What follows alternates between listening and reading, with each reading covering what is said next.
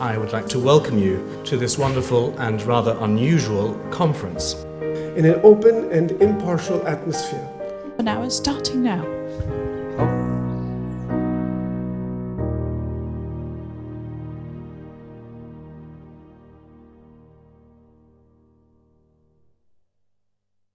I spent around 15 years excavating the upper city of Jerusalem. Generally, it's the Jewish quarter area. That's where we work. We started our work over there. I remember the day Ronnie was over there also on the 1st of September 1969, 50 years. Anyhow, the upper city is a name given to part of Jerusalem that I will talk about. Generally, for those that are not so familiar, this is the Jewish quarter. I'm going to talk on the area here, Armenian quarter, and the two northern suburbs of Jerusalem that most of you know. Let's talk a little bit about what happened on the Western Hill, on the hill here that I will talk about, this area here, which today includes the Jewish quarter, Armenian quarter, and Mount Zion, which is outside the city wall. We call it the Western Hill. I prefer the name than the southwestern hill of Jerusalem, but Western Hill is okay also. This is the area which is surrounded by the deep here on the west and south by the Hinnom Valley, the Tyropeon here, running here, and of course in the northern side of the hill there is a valley that we gave a name, Transversal Valley. We don't have an ancient name for it. So this is the hill I'm going to talk about, the upper city of Second Temple period. But the beginning, of course, of Jerusalem is not over there. Jerusalem was founded on the city of David. Here, Temple Mount. Later on, the city was expanded by the 8th century to the Western Hill. And you can see the map of Jerusalem by the end of First Temple period, including, of course, city of David, Mount Moriah, the Temple area, and the Western Hill. So the beginning of the history of the hill goes back to the 8th century, generally speaking. Some remains that were found over there. I'm going to talk about excavation that actually were led by the late Professor Avigad on the left. And here we are standing in the corridor, remains of the corridor, Ronnie Reich when he was young, me when I was young, and Professor Nachman Avigad, who actually led the work in the Jewish quarter from 69 to 82. Remains from the First Temple period. I'm not going to talk too much about it. The most famous are the Broad Wall here. Okay, that's actually the first fortification that was built around the Western Hill of Jerusalem, generally 8th century. Hezekiah probably is the one who built it.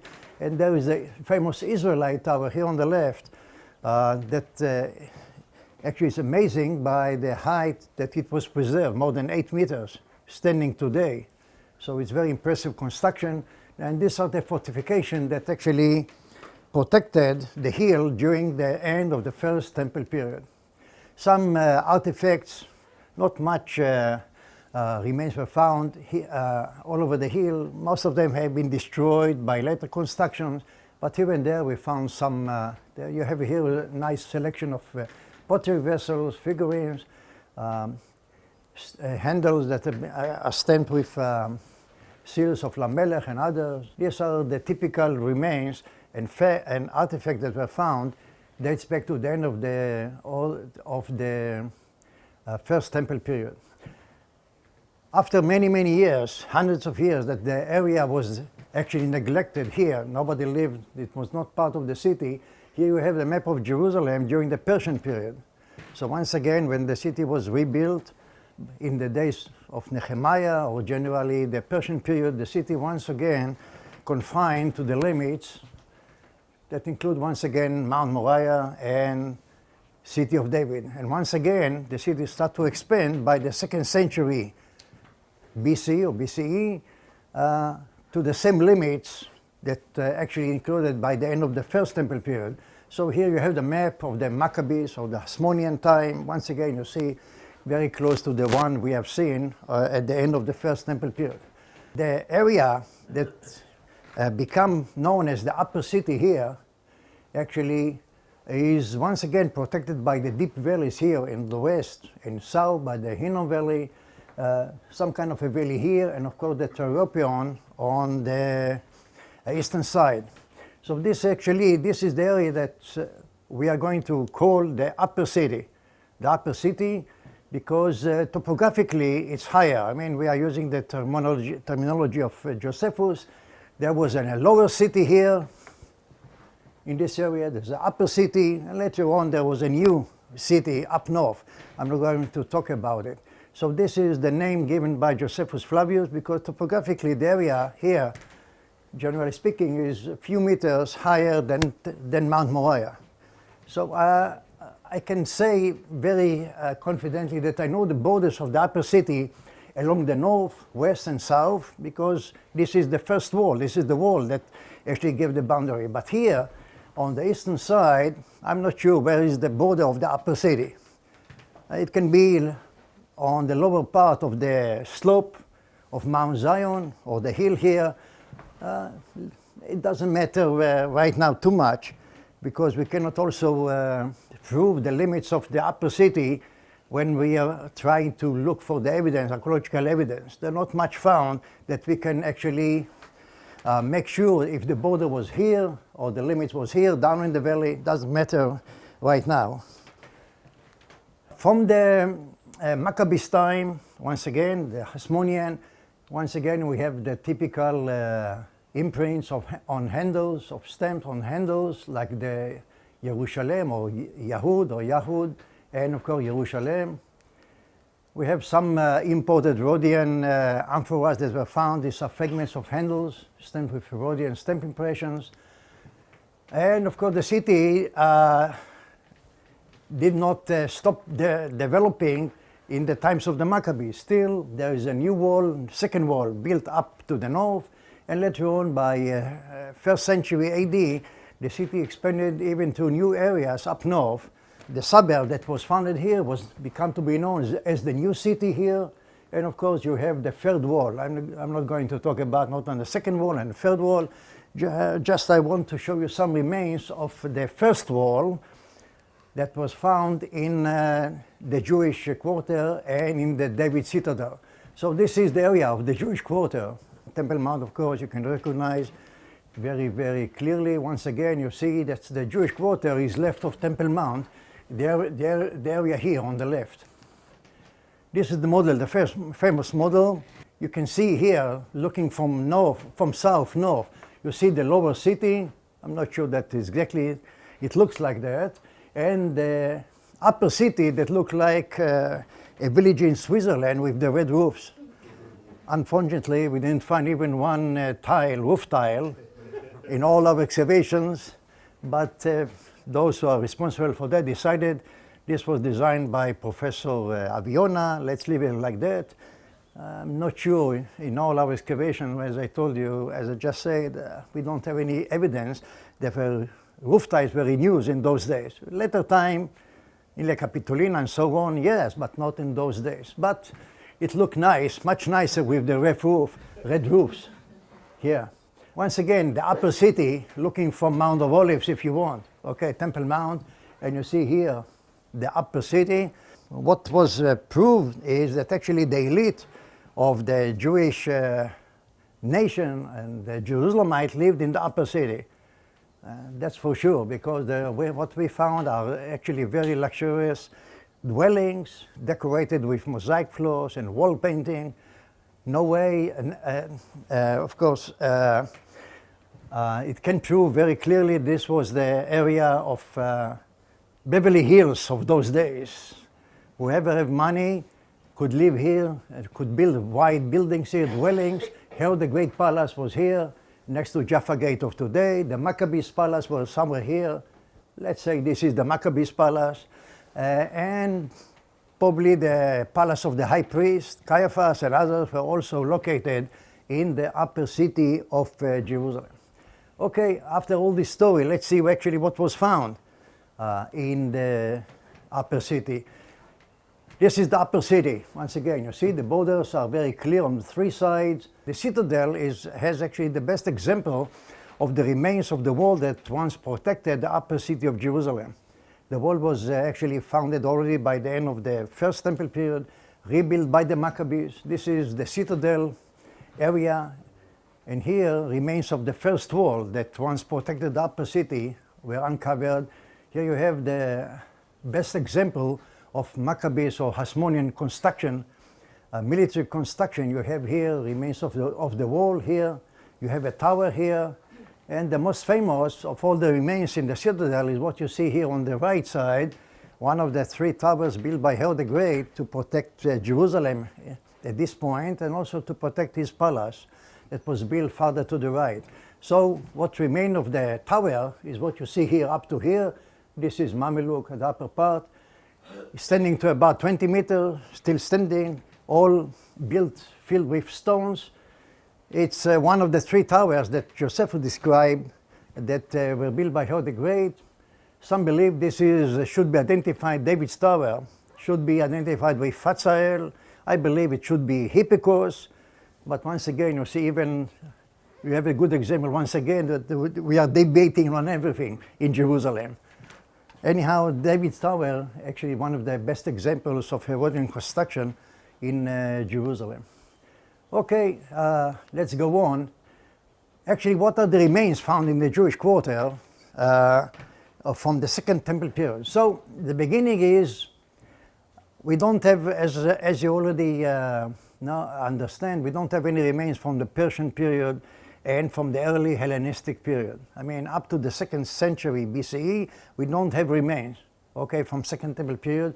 But by the 2nd century BCE, we start to find remains, not much construction, but mainly all kind of pottery here and there, other artifacts, coins, and so on. But by the end of the 1st century BCE, by, let's say, Herod the Great time, construction started in a large scale on the hill. So here you have remains that we found in one of the sites that we excavated, quite densely built construction, several Mikvaot, rooms. It's very hard to identify the building here or any plan of a building, but the construction, as you can see here on the left side, on the right side is another building that here we could really follow some plan with a central courtyard here, okay, rooms around, the mikveh and so on.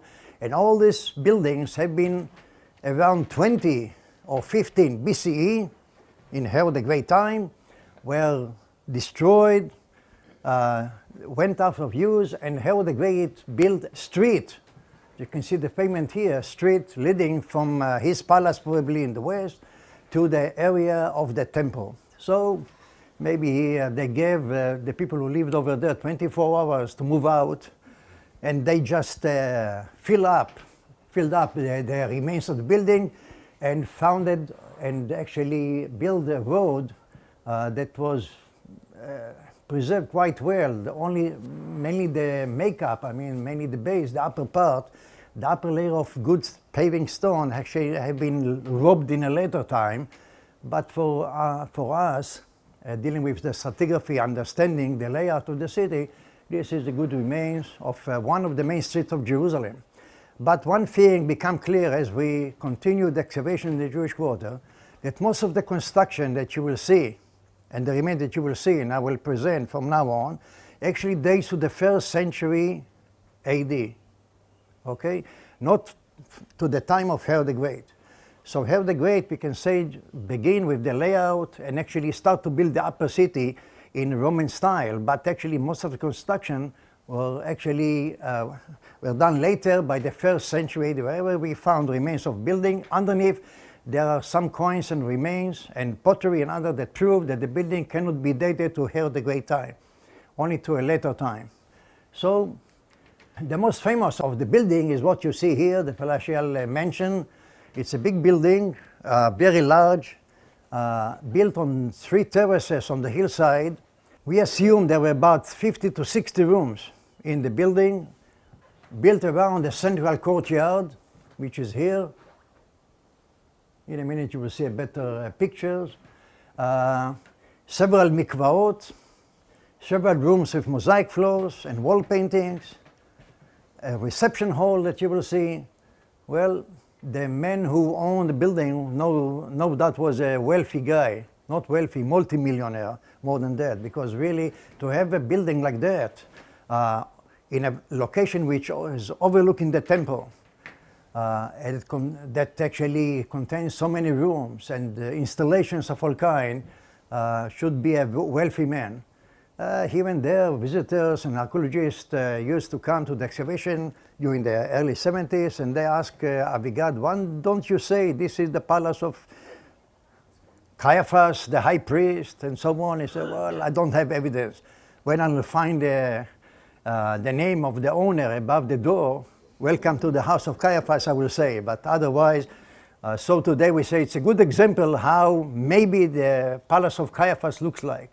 But I will not say this is it, but it's a good example. Now this is the plan of the building. You see the central number one here, the central courtyard, paved with stones.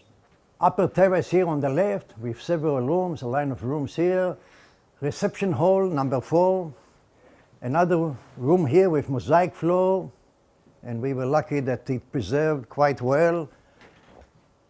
Down here, another room. Here, we don't know the limit or the border of the building on the southern side because it's continued. There are more and more rooms. But here on the left side, here on the west, we have a lane or a street that border it. Here we have a street. Here once again on the eastern side, unfortunately, the bulldozers that work in the Jewish quarter destroy part of it.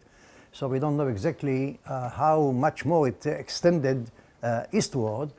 But what was found is enough to give you an idea of a typical dwelling of those days in the upper city of Jerusalem, a building that has a central courtyard, rooms around.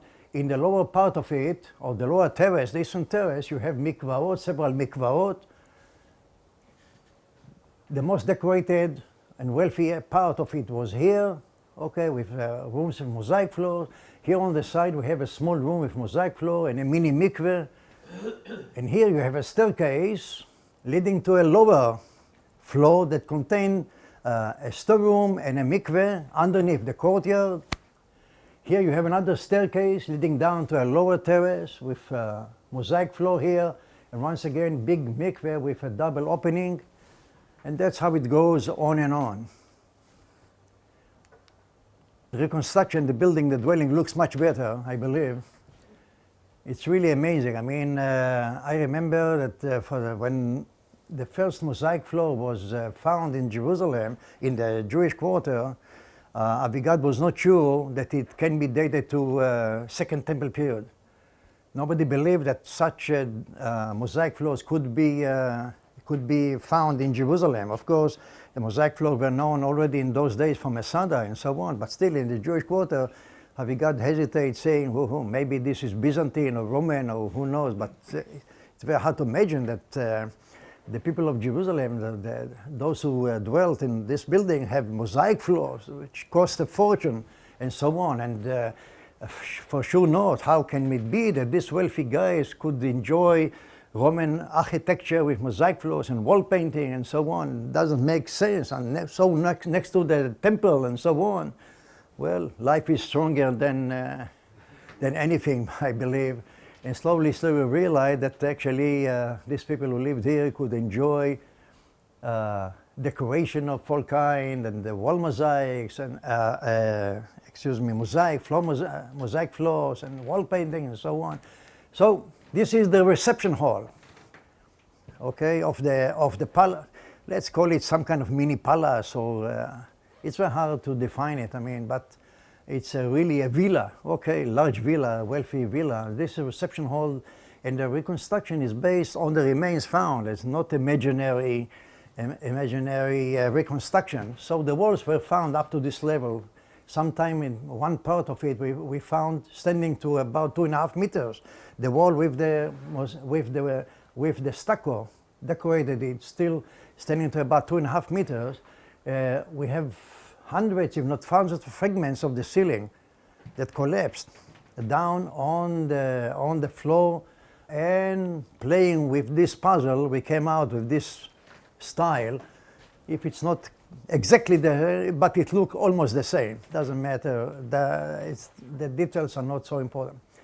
All these buildings, of course, that I will show you, this one and the other one later on, were all destroyed by the Roman in the year 70 when they captured Jerusalem, and all these buildings were destroyed. So we were lucky that all the collapse. Once again, you know, archaeologists enjoy destructions of others.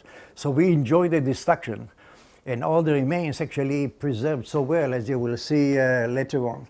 Well, anyhow, this is the reception hall of the owner of the house, or the owner where he used to receive guests. The house in the building itself was in a process of renovation. We found several stages of redecorating. They decided to redecorate the walls and they started to redecorate. We didn't find a floor here in this room because in doing reconstruction, the floor will be the last stage that you will do. We will not make a beautiful mosaic floor and start to decorate the building on the walls. First of all, you finish whatever you need to do, and the last, you put the mosaic floor or any floor that you intend to put here. We didn't find it, so we know that the building was in a process of renovation. Why it was not ended? Maybe the war, the revolt against Rome started, and the guy who owned the building didn't have the time, or maybe escaped from Jerusalem. Whatever happened to him, we don't know, but he never finished the renovation of the house. Water cisterns, that was the main water supply of the Jerusalem, of the upper buildings in the upper city in those days. Here it's me, maybe you don't see much, but standing in one of the water cisterns that partly destroyed by bulldozers. Here we have a mikveh, a double opening that was later on turned into a water cistern in the Byzantine period. What they did is blocking the double entrance, cutting the stairs. You see the imprint of the stairs that one led down, and they open here and opening up on top, and they coated the space here with a new plaster that preserved actually mainly the vault here up on top. So here you have a good example of one of the Mikvaot in the lower level of the house below the courtyard. Mikvaot, we have plenty of them. Wherever we excavate in the Jewish quarter, there were more mikvaot than mosaic floors than any other normal rooms. There are so many mikvaot. We are not going to open here discussion what the meaning of it, how to explain so many and so on. Maybe another time, maybe Ronnie one day will give a lecture how can we explain such a large number. Even in the Palatial Mansion that I showed, there are about 10 mikvaot. Why so many? There are all kind of explanation. We heard during the years all kind of explanation from, this was not a private dwelling, this was a hotel. This is a place where pilgrims who came to Jerusalem could dwell and so on. Some told us, you know, this is one for men, one for women, one for the high priest, one for the servants, one for the slaves. All kind of explanation we heard. We have a practical explanation, but maybe another time. Wall paintings, we were lucky that they preserved so well. The destruction layer that filled up the rooms actually support the wall painting from collapsing down. So here you have a good example of multicolored mosaic floor. All the decoration are actually geometrical, sometimes architectural element. You don't find in the Jewish ornamentation of those days any human being figures, images of animals and so on. So this is the way the walls have been painted. And of course the style that became more popular towards the revolt against Rome is sometime we found what you see here. You see stages how they redecorate the house. This is the old painting, wall painting. You make some niches here, you see, knocked down, and then you put a new layer of plaster, and then you start to decorate, and we found actually the last stage is what you see here, and this is the wall which is standing to about 2.5 meters, okay? Part of it is the original one. We have to support it with a new in order that it will not collapse. So this is the wall of the reception hall that you see. This is the style. Of course, it's an imitation of construction in large blocks with margins and so on. Mosaic floors. We have many examples of mosaic floors of all kinds of motifs, decorating them from chessboard if you want here, all kind of floral pomegranates here, other geometrical designs here and there. This mosaic floor on the right was not preserved so well because unfortunately during the Byzantine time somebody cut foundations all the way down and destroyed part of it. This is all the central part here is missing because of a later construction. Now we are coming to the most amazing of all. Mosaic floors have been known for Masada, wall painting, we all know, but here suddenly we found the furnitures. So we found many stone tables, two types of stone tables. You have here rectangular tabletop on central leg, and we have round ones that have been supported. You can see here, of course, the wooden support here legs reconstruction, and that's how they look like in early times. That's actually, you see it in Roman reliefs and decoration. You can have an idea how actually the round stone table. The rectangular ones have been decorated mainly on three sides. Why not on the four? Because it leans against the wall on the fourth side to support it. So always the decoration on three sides, okay? The round tabletop have niches here at the bottom to support the wooden legs, as you can see here in reconstruction. So we have several tables that we found. We have fragments of tens of them. We have about 6, 7 complete. Okay, not found complete. We found in fragments, but we have all the fragments, all the that enable to reconstruct them. And they were found in any building that we excavated in the upper city, date back to the 1st century AD, you find stone tables. The other furniture is made of wood, of course, all gone, and we don't have any idea from the excavation how they looks like. In one room, we found, not in this building, in another building, we found the opus sectile floor. You have here the model here. Okay. By the way, the Palatial Mansion is still over there. You go below a building, it's preserved, and you can come, you are welcome to Jerusalem, to go to underground Jerusalem and visit the remains of the building that has been preserved underneath a modern building. Stone tables, once again, you see, that's really amazing. I mean, it's all made in Jerusalem. These are not imported. They are made from the stone of Jerusalem, hard quality stone, limestone. Sometimes the leg was made on a lathe that you will see later on, but they're decorated once again with floral and geometrical designs. Large jars that we found here actually remind us of the miracle of changing the water into wine in Cana. As you all remember, they intend the wedding in Cana, in the Galilee, not far away. Actually, and Mary asked Jesus to help the couple, and he changed water into wine, and the water was kept in 6 large stone jars. For the first time, we have an idea how these stone jars look like. And you have sundial here. We have about 5 of them. Here on the left side, here. This is very important. This is glass small jug or juglet that was produced by a famous Phoenician craftsman here, that his name appeared here, Anion. There are several complete ones coming from the market. This is the only one found in excavations that can be dated correctly. For the first time they knew, those who do hold and possess the complete one, that it dated to the 1st century AD, because it was found in the destruction layer of the Palatial Mansion. Let's enjoy a little bit of the destruction of the city of Jerusalem. So you have here the destruction layer of the house. Let's move on. Mosaic floors of all kinds are found in the upper city of Jerusalem. different decoration, as you can see. And now we are coming to the burnt house. When it was found on the winter between 69 to 70, it was amazing. I mean, as a young boy born in Jerusalem, raised in Jerusalem, for the first time you could put your finger in the destruction of Jerusalem.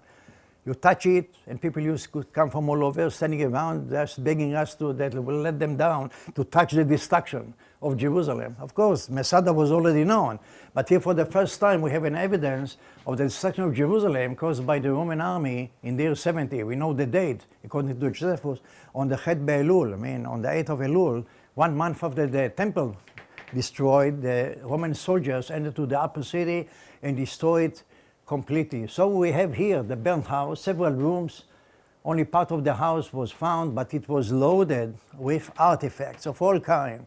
Here we have all kind of cooking vessels of all kind, and oil lamps and other stone vessels of all kind, stone table. And the house was loaded. I believe that this was the lower floor, and people who lived over there collected to the rooms all kind of artifacts to store them over there. Otherwise, we cannot understand why so many artifacts, stone, ceramic, and so on, were found in 3 rooms that were excavated. They are loaded with hundreds and hundreds of artifacts of all kind. Stone weights. The most famous is the one on the left. It was read by Avigad Bar Katros, belonged to the son of Katros. Roni Reich later on added a Yud here on the left. Barei Katros. But one day, not many years ago, about 4 or 5 years ago, a young Israeli archaeologist excavated below a synagogue in the Jewish quarter, and he found another stone weight here on the left. This is the one found in the burnt house. This is the one found below the Tiferet Israel synagogue. And here we are very lucky that in the burnt house this part is missing. In the one found later on, this part is missing. So actually what you can read here is Nidbarei, Nidbarei, Nidbarei. We don't understand the real meaning of Nidbarei. And here down below, Katros is very, very clear. It's a priest family known from the Jewish sources as one of 4 families that the Pharisees say, be aware of them. They're doing all kind of, I don't want to be not nice, but monkey business of all kind. So the Bar Katros is one of this family. And we have the house. One of the families of Bar Katros lived in the upper city. Here you have this verse from, it's not nice chapter in the Jewish history, so let's go on. It was all destroyed completely by the Roman army. I mean, we found 2 meters of thick destruction layer with artifacts and shattered wooden beams and stones. Wherever you put your hand, you came out with something. It was unbelievable. Here is the kitchen of the house. And here, see what was found here. An arm of a lady, skeleton arm of a lady. Where is the rest of the body? We can only guess how it happened, and only the arm was left behind under the destruction layer. You have still here 2 stoves or for fire and so on, a round stone, maybe for preparing bread, grinding stone here on the right. We have an evidence that something happened in the house. We cannot blame the Roman for all the destruction. The destruction of the buildings, okay, started during the revolt against Rome, especially in the months that the city was under siege.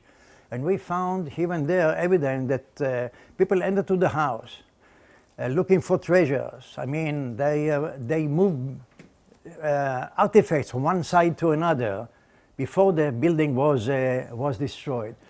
This is a handle of a Roman sword, but what more impressive is what you see here is iron lance, and this is not typical of anything. This is something that was prepared by the Jewish rebel. They didn't have enough arms.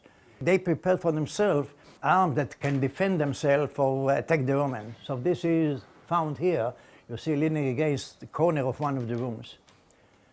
This is about what I can tell you. It was amazing, and I was lucky, I think Ronnie feel the same, that we were lucky that we have the chance to participate in these days in the early 70s, excavating the remains of the upper city of Jerusalem, and especially enjoying the destruction of the city, in quotation, of course, enjoying the destruction of the city. Okay, thank you.